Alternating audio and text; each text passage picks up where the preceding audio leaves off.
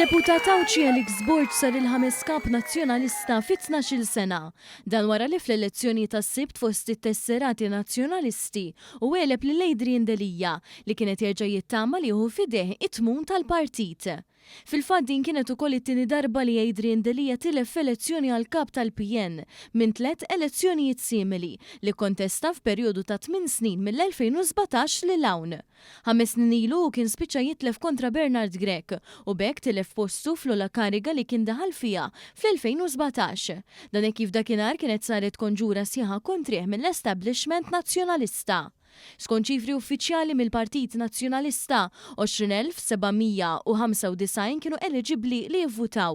Minkejja dan sa għelu il-votazzjoni kien hemm 3,000 li għażlu li ma jesprimux dan id-dritt tagħhom b'turnout ta' 86%. Wara 9 sigħat minn tmiem tal-elezzjoni il-PN iddikjara li fl-att tal-voti Borg kiseb 8,905 voti jew 50.1% waqt li Delija kellu 8,861 vot jew 49.88%. B'differenza minima ta' 44 vot jew 0.22%. Sa dan it-tant waqt li kien għaddejla tal-voti fid-dar ċentrali l-partitarji taż-żewġ kontestanti li sakru barra infexxew f'xulxin f'numru ta' kommozzjonijiet. Sfortunatament f'dan il-ħin staff ta' One News ġew aggrediti u mfixklin milli jaqdu id-dmirijiet tagħhom. Tant li partitarju minnhom ħataf il-mowbajl minn idejn il-ġurnalist Nolan Camilleri waqt li kienet jirrapporta u remijulu.